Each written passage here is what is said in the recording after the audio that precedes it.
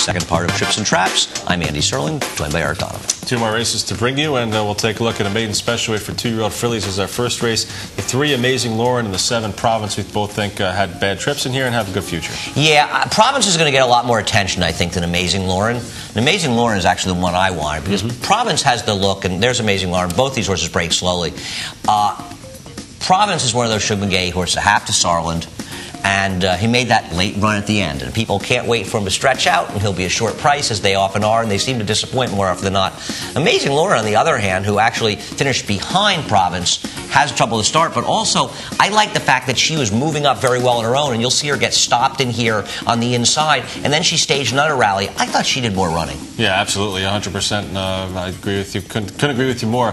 We see this move a lot, and we do these kind of moves a lot on Trips and Traps that Amazing Lauren makes, and I think they're just noteworthy moves. A horse that especially breaks a little bit slow, comes up along the inside, makes a rush, and then has to stop, like right there. That's going to cost a horse a few lengths there, at least 3 or 4 lengths. And it's not even so much the length sometimes, it's just the fact that they're unraced, or they don't have a lot of experience, and it's tough to overcome something like this. Right, and had the momentum and just completely lost the spot she was going into. And even here, she's not completely deterred by that, taken to the outside here, starts to rally a little bit, and she's right outside, in fact, right behind and outside the horse who ends up running second here, a Darley first-time star. This was a rare race where first-time stars really dominated.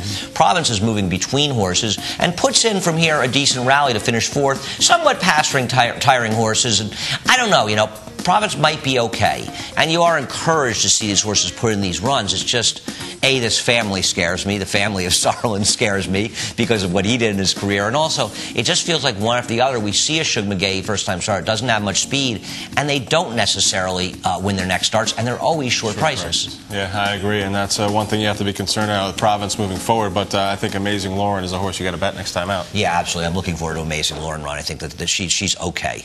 All right, let's take a look at the 7th race from Sunday. This is the Stallion Stakes, 5th Avenue division for 2-year-old fillies. Embrace Change and So-and-So, the 2 horses we're concerned about here. Yeah, and Embrace Change, you'll see him sort of steady back there. And first of all, he stumbled. And we'll show you the head-on. He does not stumble in here. He is, as I like to say, the architect of his own demise. It seems race after race. And until he figures out how to get himself out of the gate, or get herself out of the gate, I'm sorry, I think that she's going to continue to lose these races, even though she's a talented horse. And this race was going to set up very well for her because you had a ton of pace up front. Logical Horse won it and ran well, but had a pretty good trip in here.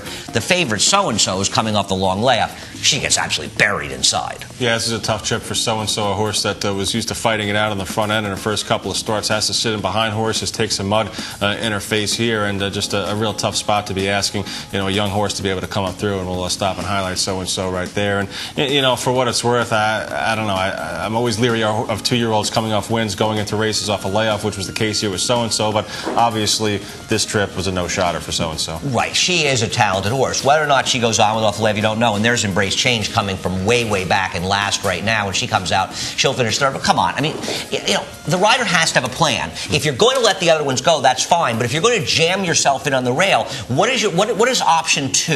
And it felt like there was never an option 2 for So-and-So, who's just continually getting jammed in there, and at this point it doesn't really matter. She does get passed by Embrace Change at the end, and I don't know, there is a lot to what you said, that maybe she just wasn't going to run that well or win this race anyway, but she never got a fair chance whatsoever. Here's the start of Embrace Change, and once again, it's just nice. She like lunges a little bit, and she almost sort of like stops, or I don't even know what exactly she was doing, but she is going to have to learn how to get out of the gate, because this is 2 or 3 times that she's caused herself problems at the start. Yeah, and especially at the sprint distances like this one at 6 furlongs, it's even more exaggerated because it's just going to be so tough to make up that ground. Right, and she's okay. She has some ability. She ran well in the race. This race, she ran well in the race on New York Bred Showcase Day. She ran okay in her first start. So maybe if the trainer can get her to get her game together, she could turn out to be a factor in races like this. Yeah, I would agree 100%. Well, that'll do it for this week's episodes of Trips and Traps. We thank you for watching, and the email, as you well know, tripsandtraps@NYRinc.com. Yeah, keep the emails coming. We appreciate it. We, of course, appreciate your watching.